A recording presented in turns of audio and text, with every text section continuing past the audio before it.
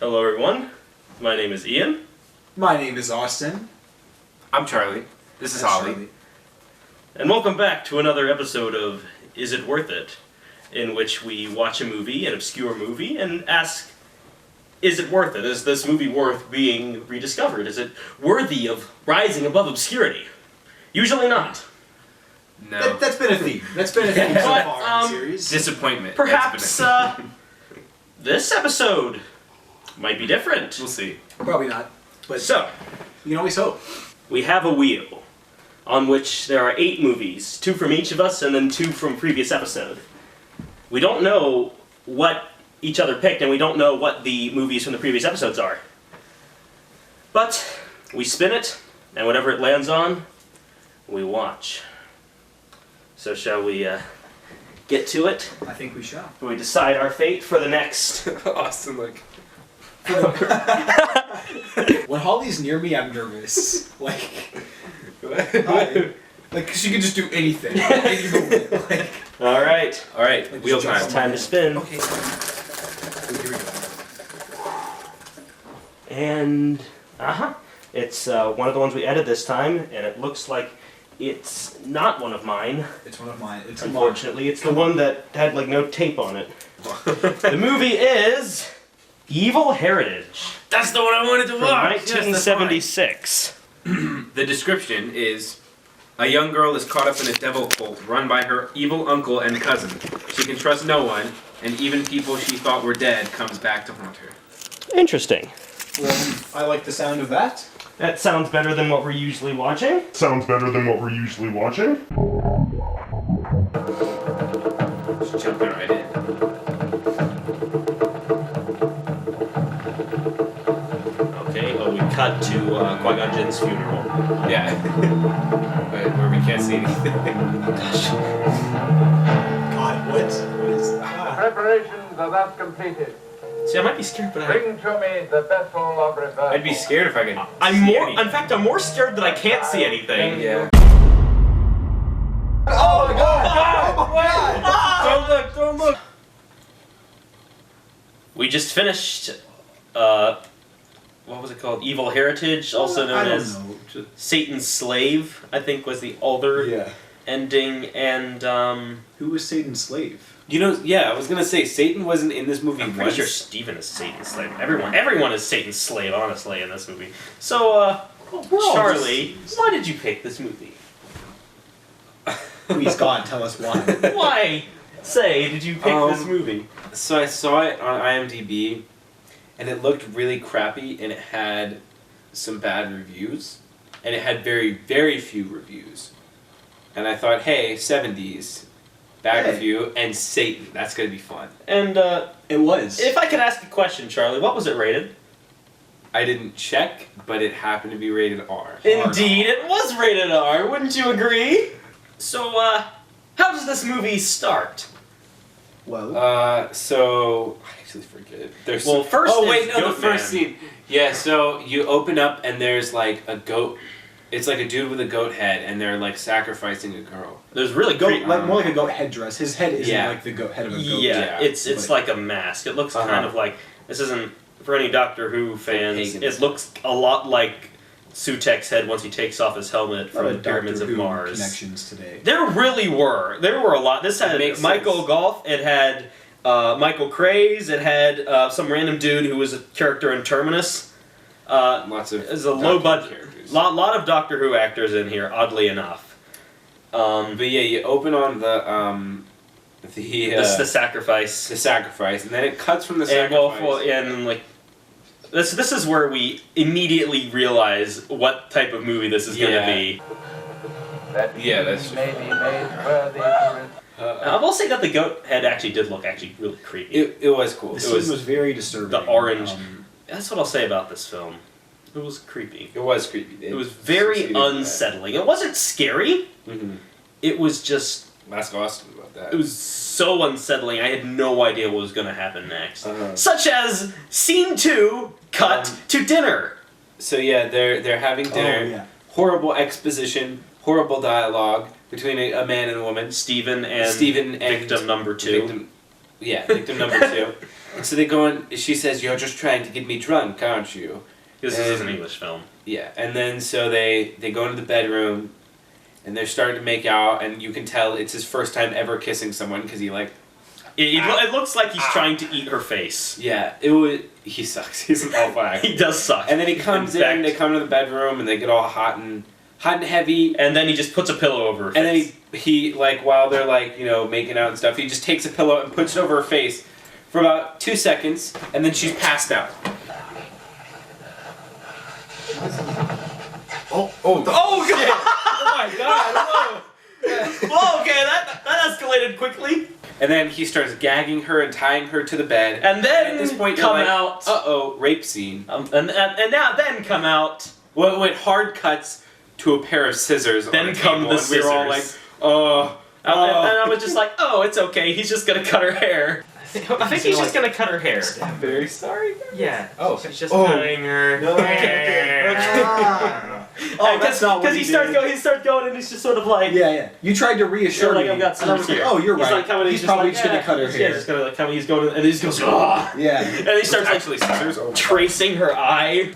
No! Don't cut her. And then he like goes down and down to her throat. And at this point, And then I can't watch anymore. he cuts her skirt off. He cuts her Top off. blouse, and then cuts her bra and panties off. So And then she's starts completely like, naked at this point. pulling it around and like slowly going down. Focuses right in on her nipple. Oh my god! Oh my god! No! What are we doing? Somebody check. Is it okay to watch? This is not okay. Oh, don't look! Oh my God. god! And then he like backs off, and then he goes down to her crotch, and you're like, oh no! I was crying. Yeah, at this point, I was not watching the screen. At this point, Oh, okay. So I was watching. watching Austin, not watching the You didn't see screen. that. Okay, so he goes down to like the Wait, crotch, and he like okay. stays there for a little bit, and you're like, and then he like takes it off, takes the scissors away, and just starts like. And then she just runs away. And then she just Wow, gets you up, and animal. she's not even going like, She just kind running of takes it off and goes, You animal. You're like an animal. runs out, and then And then he's just laughing. and then he starts laughing.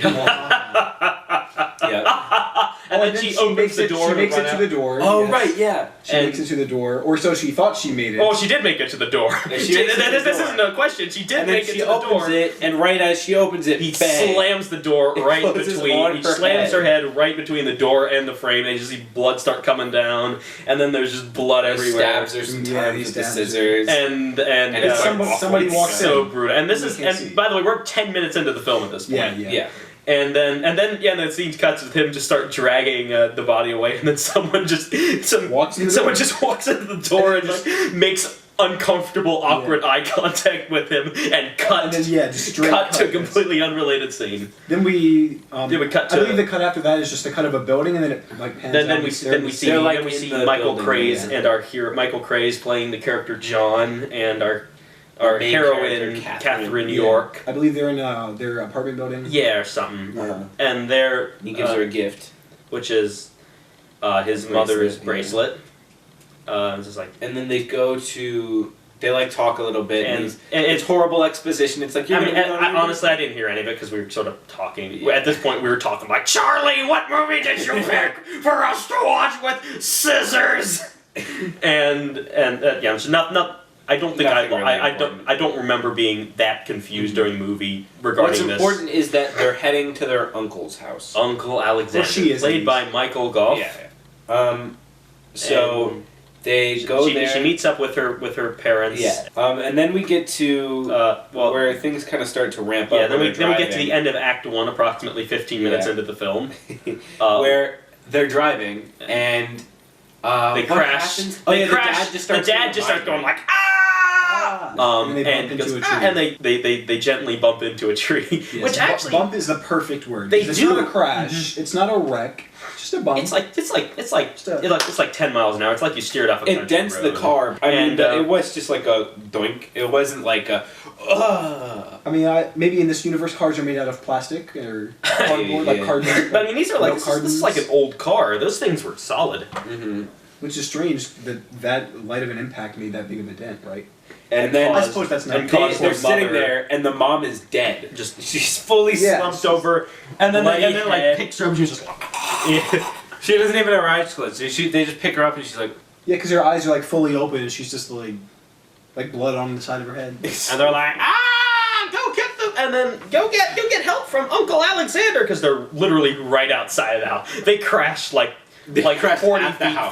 from the front door. Yeah. So And she gets out. our and, protagonist starts heading towards the house, and her uncle comes out first, I believe, to Yeah. help her. Yeah. Or But no, that's- the or no, aunt comes out and yeah. grabs her by the arm. Is she That's an not aunt? the end. That's No. That's her cousin's It's lover. Frances. I've never really got the exact relation to the family there, but we'll get to that. She comes later. out to aid her, and then they both turn towards the car. To see it erupt suddenly in flames, as if it had a bomb planted in it. Oh, what happened after that? Well, after that, well, this is They go inside and give her Benadryl.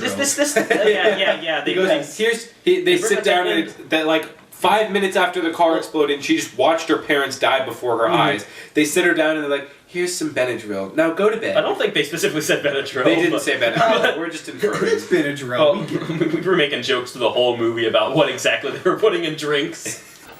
Don't forget, tomorrow's your special day. I've been putting Claritin in the water. You will Claritin. never be stuffed again. Claritin clear. I've been putting Beano in your drink. Yes, when she wasn't looking, I sprayed some of my right guard spray deodorant into her water. Don't worry, everybody. I put Quaaludes in the drink. But I think at this point, should we go over who exactly is in this house? Sure.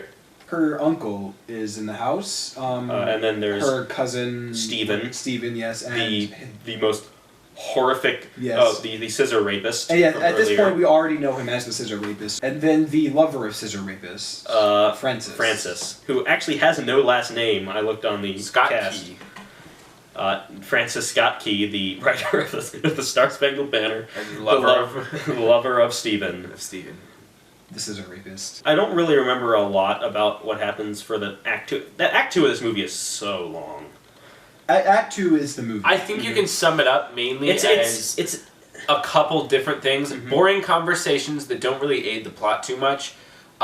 Scenes of premonitions of naked women being burned at the assaulted stake by and Puritans. burned. which is never later whipped. addressed. It's No. Yeah, that was a weird scene. And, she's um, a warg. The girl they don't freaking out. ever- And everybody just acting really strange. Everyone acts so strange in this movie, and it's really off-putting. She's like in the house, and she gets to kind of know the people, and we learn that like Francis was like Stephen's ex-lover, and that Stephen has now fallen for his cousin, Catherine. By the way, Oh. Francis is living with them after he just tells her to her face directly, "I don't love you anymore. I love my cousin." I have no idea what her relation is. She like a maid, maybe? And then she's still like living in the home. and getting along totally fine with all of them, although sort of. But like then he brings her. Then like the uncle comes in. He's just like, "Oh, you should stay here a little while longer." And she's like, Yeah, "Sure. I mean, my parents are dead. I have no reason to go I back have out." nowhere else to go. And then I think Stephen brings her out into the woods, and this scene's weird because she has like, I think it's like I don't really know what it is. Like, I don't think it's a premonition because it's not necessarily something that happened in the future. It's something that happened in the past. But basically, she just gets whipped and branded by a bunch of Puritans who then I believe burn her at the stake. We see her on this little stump, like this little like see-through image of her on the stump, like with flames going like. Ah! But it turns out that while she elf was stool. having this elf stool, she found some elf stool in the wilderness. Yes. And then she goes back into the house, and Stephen's just reading a book, and she's like, "You left me out there." He's like, "Oh, I thought you were behind me." So that's why I sat down on the couch and started reading a book. Wait, what was the line that he said that we were making fun of? Because I don't remember. it was cold or something. Oh yeah. He says, she says, "But you left me," and he says, "No, you were cold." You walked off and left me. But I didn't leave you, Catherine. You were cold.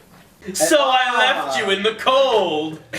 Now it all makes sense. So I was went to get a book to cover you up. Right. And then I believe it's at this point that she has the sacrifice nightmare. Yeah.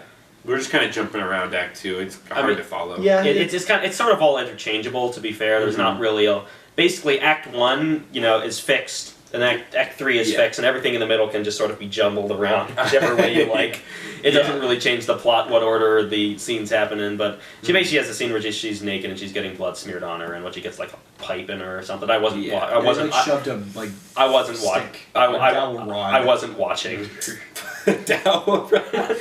Yeah, it's She's- shocking. I'll tell you. It was what they do when fishermen get worms, where they just like stick a rod and then start like rolling it to get the worms to come to the surface. Yeah, that's it. They wanted to get. They're getting her tapeworm out. Yeah, it was all Tapeworm just surgery. and so that's why they drew the pentagram on her. It was a Satanist tapeworm. Yeah. So also boyfriend. So the boyfriend. Well, not yet, because first Stephen comes into the. Actually, I believe we might have actually skipped that. Actually, I think that Stephen then coming in after her nightmare and having violent. Was after that. The very abrupt, sudden, unforeshadowed.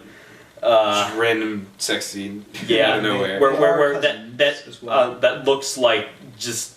No, it looks like nothing. It's just a bunch of like it's just two black bodies and red, like writhing together, and the camera's just. The camera's really, really tight. Yes. You can't tell a thing, which is honestly for the best, judging by what this movie has done. Yeah, we made a joke about how the chief of photography was a toddler because all the shots were so tight and dark and poorly lit. I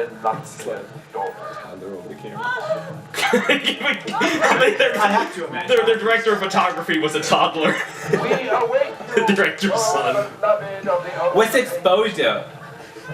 I'm gonna turn it down. There were scenes where the characters' heads who were talking were entirely out of frame. And which we should talk about that a little bit as well. It was one of the funniest parts of the movie.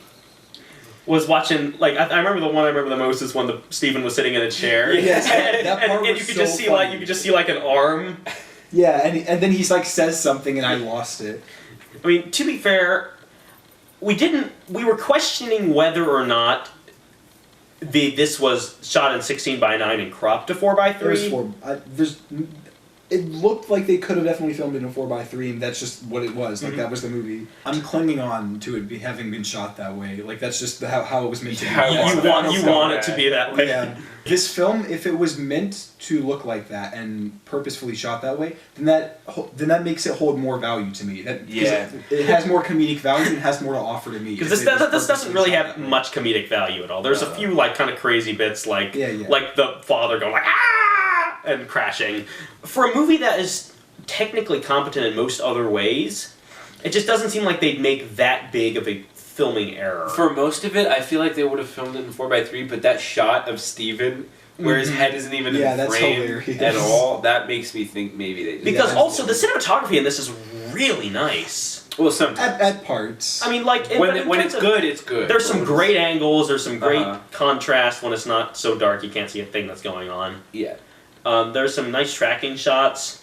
There's one shot you really liked where it's like the camera's like pans through the trees and it goes around and looks through the window at the uncle. My favorite looking scene at least was the scene where Stephen was walking to her room down the hallway and the lighting was really good and you could see his shadow and it was a really good angle. Yeah, I really liked that scene as well. I really like the shot of there are only 3 colors. It's the house at night. But there's just one light on, the house is entirely black, and the sky is blue. Speaking of lighting, the death of the boyfriend. Yes. Okay. Yeah, so fine. I think we actually skipped this. I think this happened before the sacrifice nightmare.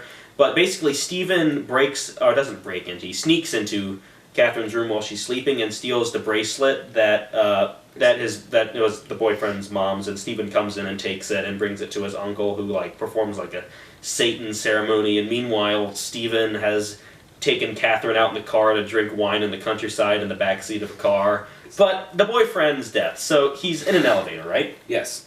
And then suddenly he's going down just to go down to the floor, and then suddenly didn't he cut his hand first? He did. Oh yeah. So it hard cuts. So hard cuts from them drinking wine to the boyfriend dropping a drink, dropping a glass into the sink and it breaking for some reason. And then he instantly reaches in and grabs the broken glass and cuts his hand. He's like, ow! Like an idiot. That's strange. And How did that happen? He bandages it up and what? Sharp glass? What? He uses the hand. He presses the elevator button like this. He cut his hand here, and then he goes to press it like this, and he's like, ah!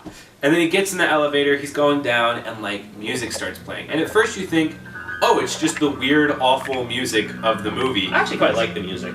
And then it's like, it's like not music, it's just random noises happening, and he's like going, and He gets stuck on floor 6 yeah, for he a gets little stuck bit. on floor 6, and it stops for a little bit. He's like, oh, nice, and then he goes and tries to get out, and then it starts again. And he starts banging his head on the head on door. the thing, and it's going up, and it gets to floor 19, the top floor, and he just stops and is like, I mean, this whole time, this weird sound and music is going like, ah! The elevator Very tense. opens, and he walks out right directly onto the roof. With a It great shot with him just silhouetted. Yeah, it against actually the was light. really cool. It's just a dark tunnel with like this like little like door shape. Yeah, no, that was And definitely you can cool. see him And like then he staggering gets out, and he jumps to his death. And then it shows. We gotta talk about how after he jumps, the brutal The nature. meatiness and grossness of the body that it shows. It looks Poor like Michael Craze. it looks like ground beef, just like painted red. I mean, they definitely could have done that. So Michael Craze is dead, Yes. and then What Catherine happens after? has this sort of weird like. I wouldn't say a vision, but she gets like this feeling like they're psychically linked, that John is dead, and she spills wine on her lap, which the uncle is furious about. He is not happy. He is not happy I mean, that she spilled. He's not happy. He's not like mad at her for spilling wine in his son's car. He is He's mad at Steven. his son. He's like, Steven, how could you? Steven, how could you let her spill wine on herself? What are you doing? She is our guest. My goodness, Steven. No Benadryl for you tonight. I'm taking away your scissors. Taking away your fax machine. Yeah, like, Give me your space That heater. was the dumbest conversation we had during that. I suppose I ought to phone John and let him know. It's Oh, only John's fair. dead. How has she not found out about that?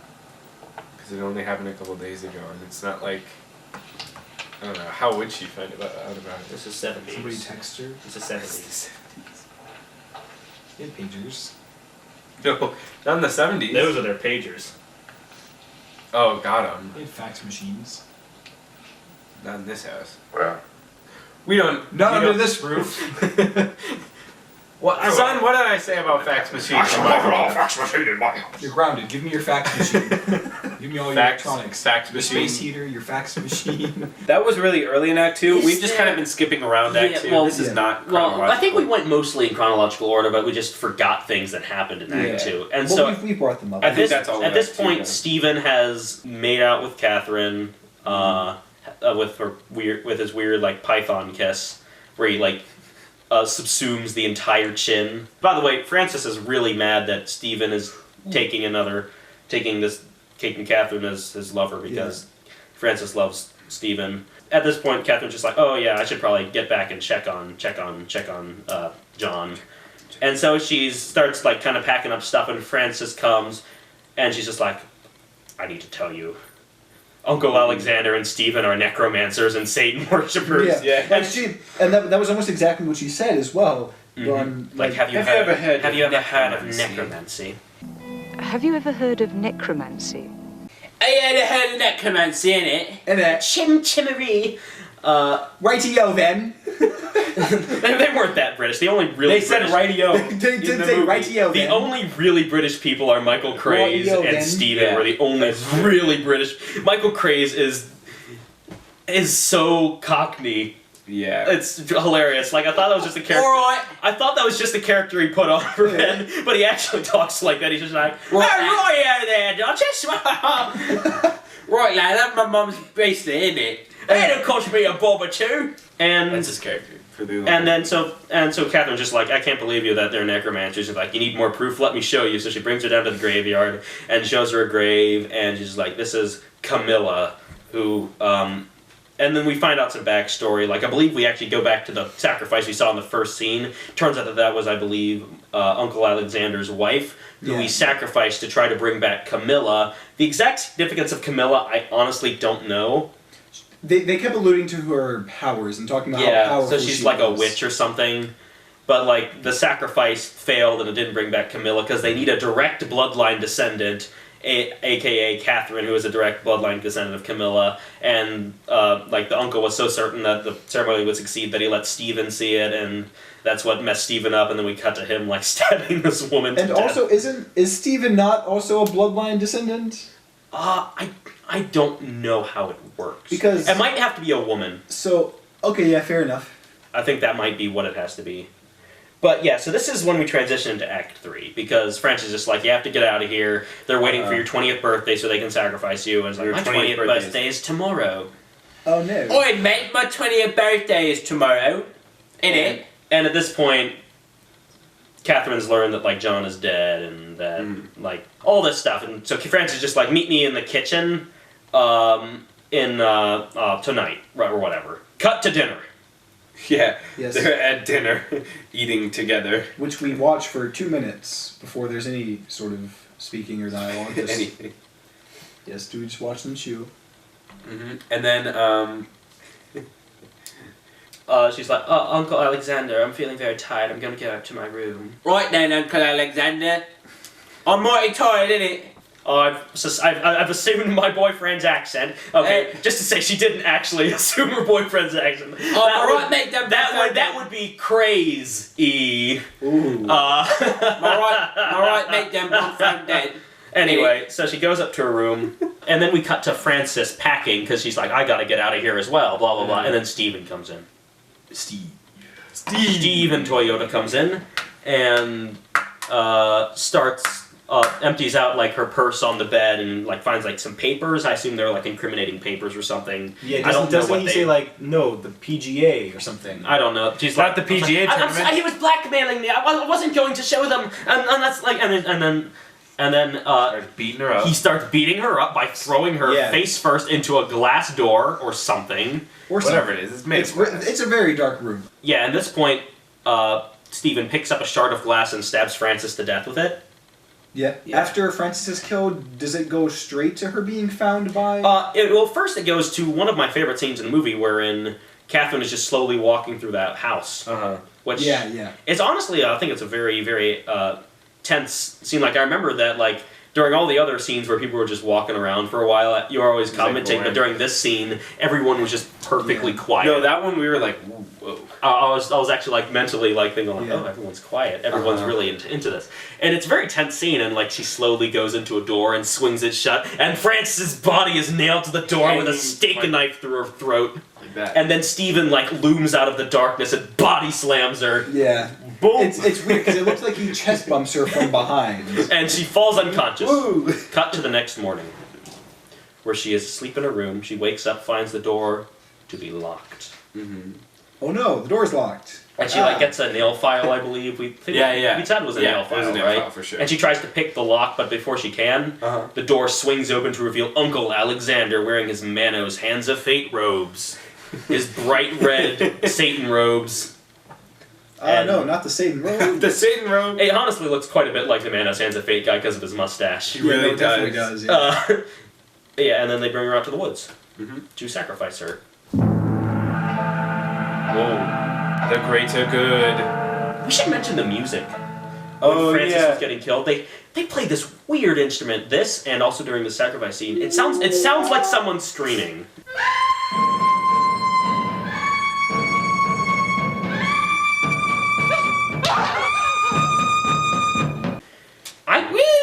I want to know what instrument that is because it was really interesting. Yeah, so we come across the cultists in the woods who all have torches and dressed in red, but before they can sacrifice her, She stabs she escaped. Stephen In the into eyeball. eyeball. with In the the nail eyeball. file, Yeah. Into eyeball. and it kills him instantly.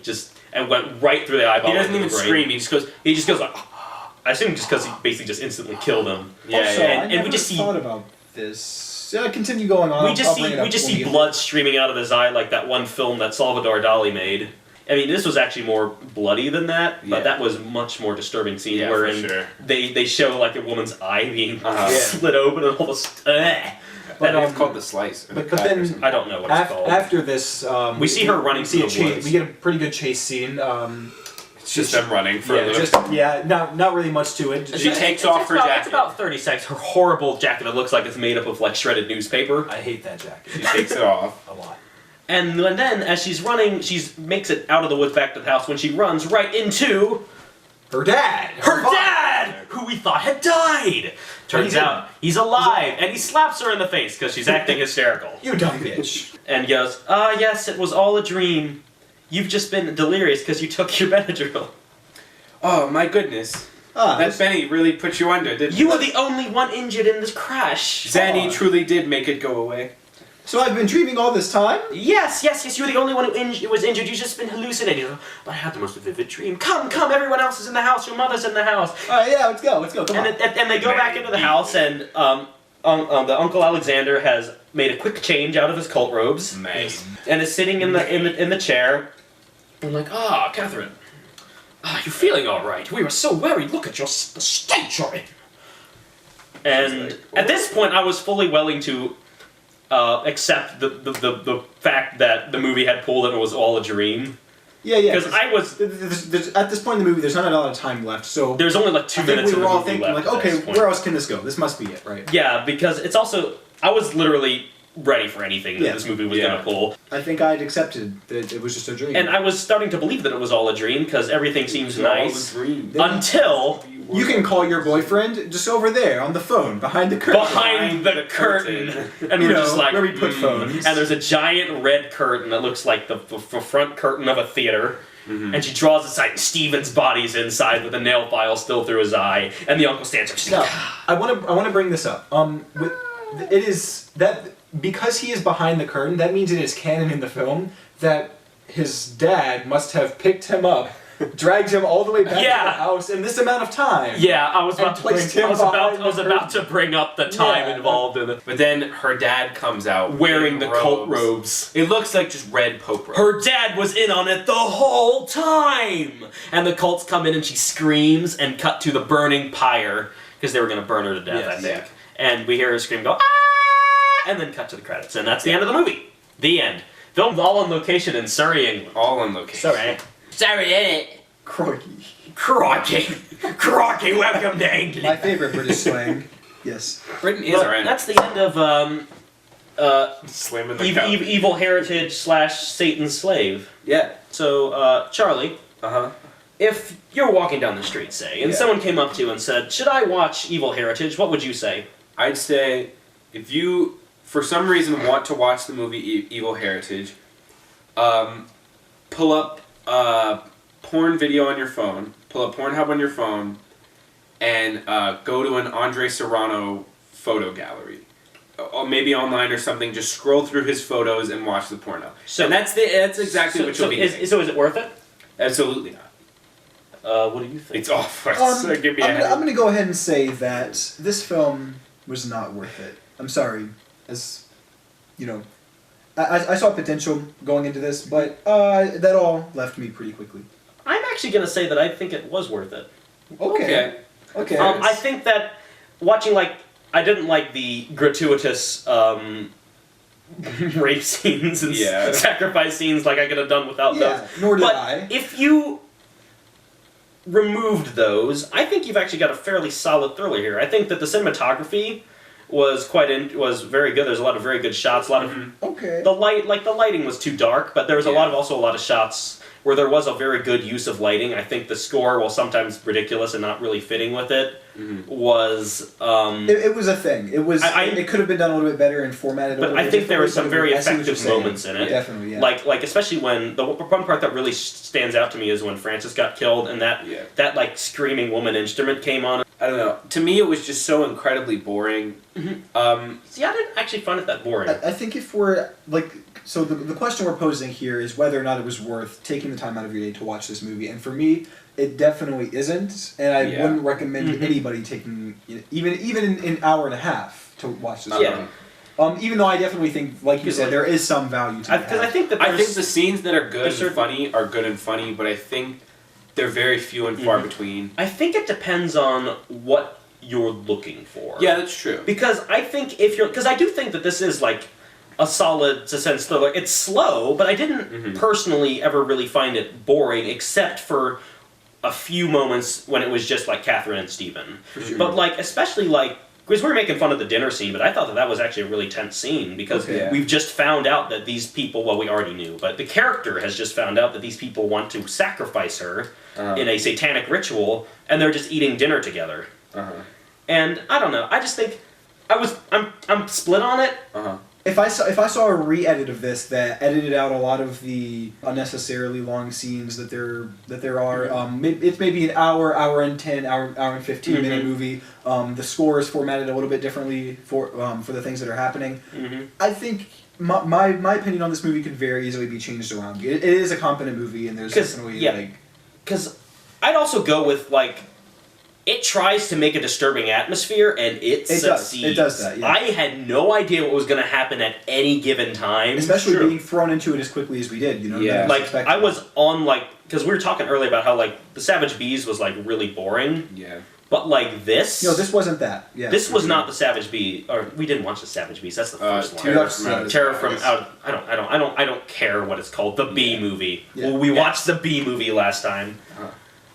I actually have to go now. Okay, yeah, you want to run out? We can finish this off. Alright, I'll see you guys later. I'm checking out. I don't care if it doesn't fit the requirements. I'm putting the B movie on whatever. I don't think it fits any of the requirements, actually. Anyway, I think I just... It's not a movie that I would go and watch. Exactly. Just that's why I'm saying I don't think it fits. The question of is it worth it? Is it worth taking the time out of your day to do this? I think there's value to be had in it. I think there's potential in this movie. But for me, I have to say it's not worth it. Because I'd say just for a casual viewing, it's not worth it. Just not what you're looking for. But I think if this is what you're looking for, then it's definitely for sure. worth There's it. definitely because movies like Terror Out of the Skies, I'm just I don't see anyone enjoying this. Definitely, yeah. Even if you're looking for these kind of weird, old, funnily or bad movies, even Terror Out of the Skies isn't what you would watch. No, just because it's boring. Yeah, even even Space Thunder Kids isn't a movie you would go watch. Even if you're into that kind of 90s animation, because it's very niche boring. Thing, because it's boring. This definitely isn't that. So I'll give the movie. Yeah, and that's what I'm kind of getting to with my saying that it is worth it, just because it is. For sure. It's not. Yeah, definitely. Now that you've explained it a little bit more, I definitely see where you're coming from with it. I still think I would give it a not worth it, but I understand why you're saying that. Because I'd also say that if we're going under the assumption that this was shot in 16:9, not 4:3. Yeah, if we're going by that, then obviously that adds up. I also think that it would also make a lot of the scenes where we couldn't tell anything that was going on. I think that would make that a lot clearer. Yeah, for sure. Because a lot of scenes, it was just it was really dark, but I'm not sure it would be as dark if we could actually see that. What is it like? It's like a fifth of the frame. And this movie also, it definitely had some iffy things. The structure was way off. For sure. The entire second act. This should have been an hour and 15 minutes. Yeah. If you could have cut 15 minutes out of just cut out the sacrifice scenes. Yeah. Just cut out the sacrifice dream. Yeah, there's definitely a lot of cuts you can make, especially in the second act. Some of the acting ability is interesting. I think there's definitely good acting in this movie, but there's definitely bad acting, and you can see when it's there. Well, the thing about the acting is that I don't think it's weird because the movie is not written naturally. I know what you're saying. Yeah. It's hard. I think it's hard. And that doesn't aid in the acting. It's hard to judge acting ability. It's sort of like how people can deliver such a horrible performance, but it's just because the lines are so I would awful. say the Star Wars prequels are the inverse. Oh, no. I think Christopher Hayden. I'm gonna defend Christensen. Hayden Christensen. Yeah, I agree with you. Hayden Christensen has acting ability. He would have done a much better job if he'd actually been given lines that a natural human being would say. Yeah, and I think you can draw parallels with prequels of Star Wars to this film. But yeah, so I think overall this was a very interesting movie to watch. I don't think you deny that. No, definitely not. It was a very interesting film. I think it's out of the films that we've watched to this point, it's definitely the most watchable film. I would agree with that, definitely. Yeah.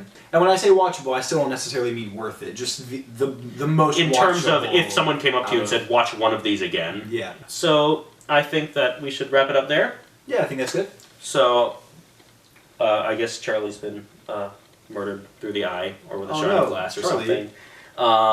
We drug his body. So we had a no, and. In a way. Oh yes, I mean, yeah. I've been Charlie. I've been Austin. I've been Ian, and thank you for watching. Is it worth it?